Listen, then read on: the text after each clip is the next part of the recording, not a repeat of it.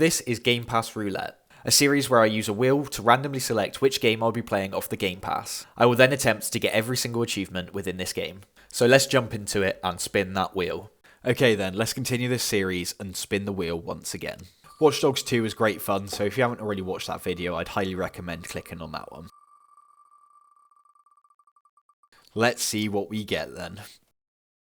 Ooh, Battlefield 1. I used to play a lot of Battlefield when I was younger, especially Battlefield 3 and 4, so this would be a great one to go into. Battlefield 1 is a first-person shooter developed by DICE and published by Electronic Arts in 2016. It's the 15th installment in the Battlefield series, but serves as a prequel set in World War I. Instead of following a single protagonist like with the other Battlefield games, Battlefield 1 tells multiple short stories from different perspectives, known as war stories. Each story showcases the brutality and scale of World War I, focusing on personal experiences rather than the grand narrative. Alongside this, you have the classic online that you come to expect with Battlefield 1. Large-scale battles, historical weapons and vehicles, dynamic destruction, and various game modes all add to make a great experience. Before we jump into the video, if you haven't already, can you please click the subscribe button as it goes a massive way. If you also have any comments on how to improve these videos, those are also very much appreciated. So without further ado, let's jump into it. The first of the stories follows Daniel Edwards, a former chauffeur with no combat experience who was assigned as the new driver of the British Mark V tank named Black Bess. Within this story there are 4 missions. The first of these is Over the Top.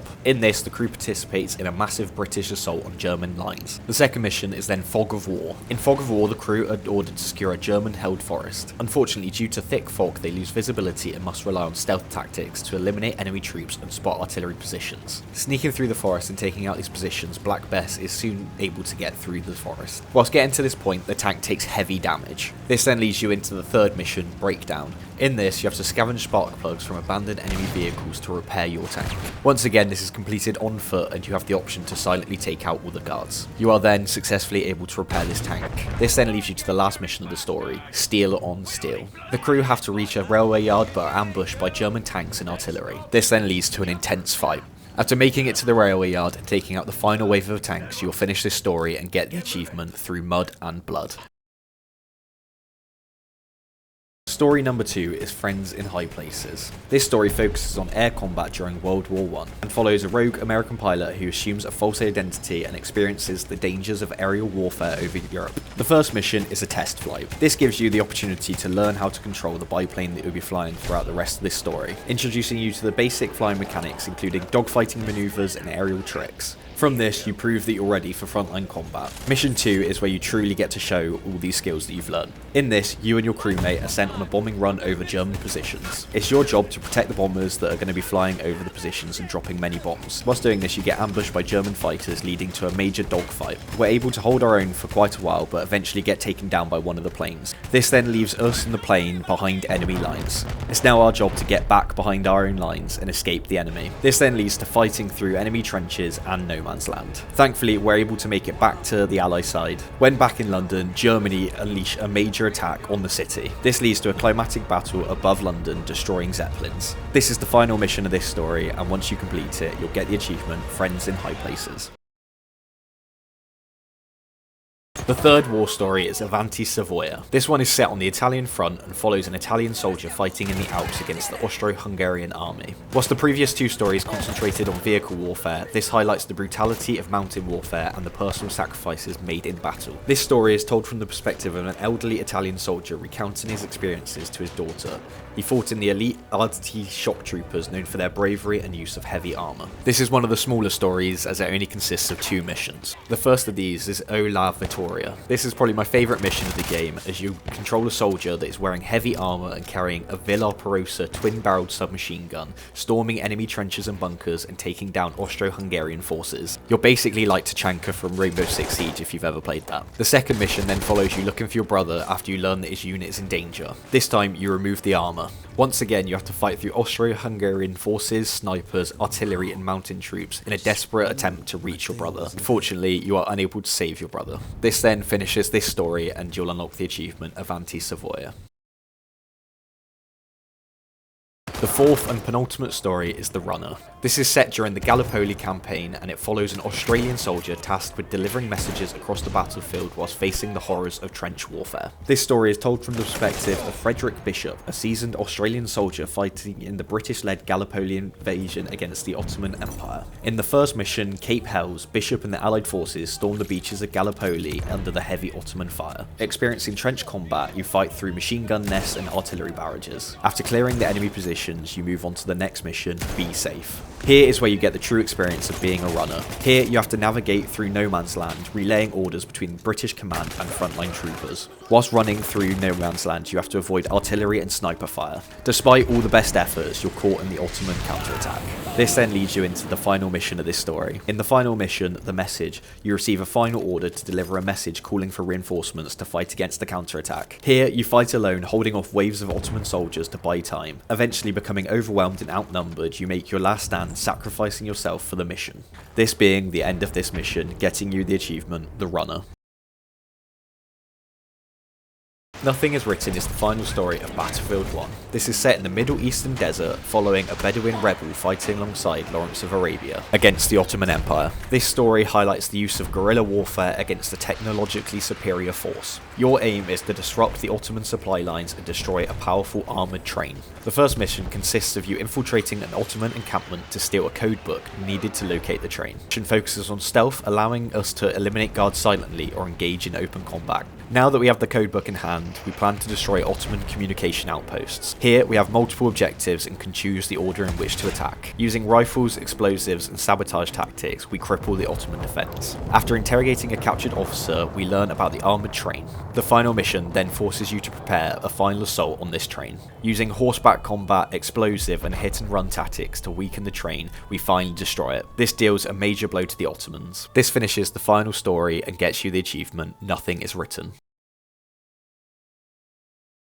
With all the stories completed, you now unlock a cinematic to watch. This basically recaps all of the different stories and shows you all the different elements of World War I. This truly shows the brutality and scale of World War I. You have to watch this cinematic to unlock the final achievements of the story. I chose to play the story on the highest difficulty, meaning that when the cinematic finished, I unlocked 2 achievements. This was the Great War and the War to End All Wars. This is for finishing the game on normal difficulty and finishing the game on hard difficulty. Thankfully, if you just play it on the highest difficulty, you will also get the achievement for the normal one and don't have to play it multiple times. Now that we've finished the story, it's time to go back through and do all the collectibles and challenges. Obviously you can do this as you play throughout the game, but the challenges are quite difficult, so I do recommend potentially leaving some of them to the end and going back and completing them after. The main collectible in this game are field manuals. These are hidden boxes that are located across the battlefield. Quite a lot of these are hidden away pretty well because some of the maps are massive, so can be difficult to find. There are 5 of these per mission, and once you collect your first one, you'll get the achievement, catching up on some reading. Field menus are definitely the easier out of the 2, whereas challenges can be quite difficult. These can consist of completing whole areas without being detected to killing certain enemies in a certain way. Some of them you'll just pick up playing throughout the game and look back and realise that, oh, I've already done that, but some you really have to try hard to get. After playing through the game, you'll probably get to the point where I did of collecting 10 of these challenges without really trying. Once you do this, you'll get the achievement putting in the effort. Eventually, you will have to start concentrating on completing all of the challenges throughout the game. This is because there are achievements linked to this. There is an individual achievement linked to each of the stories throughout the game, so there's 5 in total. Once again, some of the stories are easier than others, but they're generally okay apart from 1 or 2 challenges that really stood out. The first story that I looked at was Friends in High Places. This one was okay apart from 1 challenge. This is airborne cannons on Fort Fidel. In this, you have to destroy 10 aircraft within 30 seconds. This sounds relatively easy, but there's only 10 aircraft flying around and you can lose track of them very easily. I was eventually able to complete this challenge and then concentrated on completing the others and got the achievement, taking down giants. The next story was Nothing is Written. The challenges in this were actually quite nice, and there isn't too many missions to this, and they're all relatively short, so it's easy enough to complete. The last challenge that I had to complete on this was to get all the field manuals on the final level. Once I collected the 5th and final, I got the achievement, All Men Dream. The next story that I concentrated on was Avanti Savoia. This is probably the easiest out of the bunch because there's only 2 missions within this story. The challenges in this story aren't very difficult, and once again I was left to collect the last couple of field manuals of this story. Once I picked up the last field manual, I then got the achievement Conquering the Mountains. Once again, the final challenge of the runner was to collect all of the field manuals. After running through the mission quickly on the easiest difficulty and picking up all the field manuals, I got the achievement The Hills of Gallipoli. This also turned out to be the final field manual that I needed to collect in the campaign. After picking up the final one, this unlocked the achievement Enough for a Library. The last story mission that I was left with was Through Mud and Blood. I found some of the challenges in this to be the most annoying. That is just down to the fact that a lot of these missions are quite long. This therefore means that you have to play a lot of the mission to be able to complete some of the challenges. This was especially the case with the final challenge that I went to complete. This is on the first mission and you have to destroy every artillery cannon in the level. I think in total there's around 30 to 40, so there's a lot of them, and the last are at the end of the mission. The mission itself, even if you're going quickly, takes around 15 to 20 minutes, but you have to be extra careful to make sure that you destroy every single one. It took me a couple of times, which was just annoying because it's quite a boring repetitive mission after doing it a few times in a row. After finally successfully doing it, you'll unlock the achievement Sound of Thunder for completing all of the challenges in Through Mud and Blood. Alongside this, you'll also get the achievement Master of Adoption, which is for completing every single challenge in the game. Now that all the collectibles and the challenges have been completed, it's time to move on to the miscellaneous achievements you can get throughout the campaign. Most of these are all related to different variations of combat. The first of these is Shockwave. To get this achievement, you have to kill 5 enemies by using dynamite in the campaign. This isn't too difficult to get, especially in the Through Mud and Blood campaign. This is down to the fact that you're fighting against many tanks throughout this campaign, and you often find yourself on foot whilst doing this. This means that dynamite is your best friend, and taking out these tanks counts towards this 5 kills. There are also other opportunities throughout the other campaigns, but this is where I managed to get mine. Once you hit that 5th kill, you'll then unlock the achievement. The next one is Up Close and Personal. To get this, you just have to perform melee kills on 10 enemies anywhere in the campaign. This is very easy to achieve again because there are certain points of some of the missions that heavily rely on stealth. This then gives you the perfect, easy opportunity to sneak up behind someone and take them out with a melee attack. If you don't want to go about it this way, you can just whack it onto the easiest difficulty and just run at people swinging. Eventually, when you kill the 10th person, you'll unlock the achievement. The next achievement is Triple Bolak Bashi. I've probably absolutely butchered that, but hey ho. To get this achievement, you have to kill all 3 Ottoman officers in Young Men's Work mission with melee kills in the campaign. I would definitely not recommend trying to do this on the hardest difficulty, as it can be quite difficult to get up close and personal with them. However, if you're happy to go back through, whack it on the easiest difficulty and then try again, it's pretty easy. The only tricky bit is just locating them, but if you just scout out a little bit, you will find them, and then you just have to sneak up on them and take them out. Again, because on the easy difficulty, the game is very easy, you can then just run at them and take them down with a melee attack. Once you do this, the achievement will then unlock. The final of these achievements is Mightier Than the Shovel. To get this, you have to find the hidden cavalry sword and take down an enemy on the French countryside in the campaign. This sword can be found in the breakdown level in one of the bars in the little town. You can see exactly where in the clip playing now. Once you pick this up, simply go up the stairs like I did and take out the nearby enemy. It's definitely a lot cooler using this sword than it is the shovel that you get in this mission. With that being over, it's now time to move on to the multiplayer of Battlefield 1. With it now being time to move on to the online aspect of Battlefield 1, I thought a great place to start would be Operations. Operations is a game mode that was specifically added to Battlefield 1. The mode consists of 2 or 3 maps in sequence that are linked together, with attackers aiming to push the front line forward to continue on to the next map. Whilst this is happening, the defenders are trying to hold ground whilst reducing the attackers' tickets to 0. It feels very much like Rush from the other Battlefield games, but with a bit more to it. Operations can take quite a while to complete due to the amount of maps you have to play, but it really does give you the sense of scale of Battlefield 1. It can also be quite difficult because I did find some of the maps were either very attacker or defender sided, and unfortunately I always seem to be on the opposite. Eventually, when you're able to win your first game of Operations, you'll get the achievement Operations.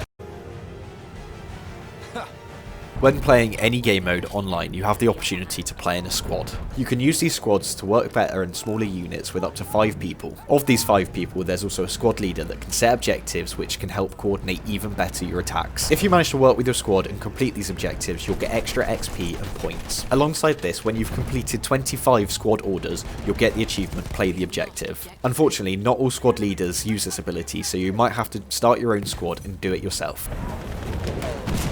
Objective Charlie. Like most other FPS online games, you can level up. To level up, you simply just have to get kills, assists, complete objectives, and just do other helpful things throughout the online maps. Unlike other games, you don't really get anything for leveling up your person, whereas you do leveling up each individual class. This is because all guns and equipment are linked to those classes. However, when you reach rank 10, you will unlock the achievement Corporal. We have taken Objective Duff. When you level up your ranks in this game, you'll get war bonds. War bonds are the currency that you need to use to be able to buy new weapons and attachments. You can also buy equipment as well, but it's definitely mainly for the guns. You can also get war bonds by opening packs, and I think you can also spend war bonds on packs as well, but I didn't really dabble in that aspect of the game. Once you earn 450 war bonds in multiplayer, you will unlock the achievement War Bonds. One of the classes in Battlefield is the Scout class. This is probably one of the most popular classes across every single Battlefield game, as this is the Sniper class. When I was younger playing Battlefield 3 and 4, I used to love this class, but I realised very quickly that in my old age, I'm completely washed at sniping and can no longer hit the shots that I used to be able to. I used to be very good and spent many hours sniping in Battlefield games, but in this game I just could not do it. Some of these maps are just basically trenches with massive open areas separating them, so you'll find some of them are heavily infested with snipers. This gives you the perfect opportunity to get the achievement Counter Sniper. To get this, you simply have to kill a scout with a bolt action rifle. When you play online, you get the option of playing of 4 different classes. These are Assault, Medic, Support, and Scout. They all have slightly different gadgets and weapons and all sort of cater to the name of their class. Medic, you have the ability to revive people and heal people. Support, you have bigger guns with the ability to replenish other people's ammo. Assault gives you submachine guns with the idea of being able to run around quickly and take down as many people as possible. And Scout, basically a sniper. Each of these are very much separate, so you earn XP on each of these classes. As you get this XP, you then rank these classes up, which gives you the ability to unlock more gadgets and better weapons. Most of the time, you'll find a specific class that you enjoy playing as it suits your game style and then stick with that. However, if you play a bit of all of them and get to rank 1 with all 4 of these infantry classes, you'll unlock the achievement Decorated. Now you've reached rank 1 on each of these classes, it's time to get to rank 2. This is because there is an achievement linked to getting each class to rank 2. To do this, you do have to acquire a lot of XP, so I found the best way to do it is just play solely objective. Obviously, still try to pick up as many kills as possible, but by doing that whilst playing objective, you maximise the amount of XP that you can get. If you can get in a good squad that are also playing objectively, you can really start getting high points and become the best squads in the game. I first started off with the Assault class and basically just ran around the map trying to get close quarter gunfights and picking up as many flags as possible. Slowly but surely, I got to rank 2 and unlocked the achievement Assault Enlistment.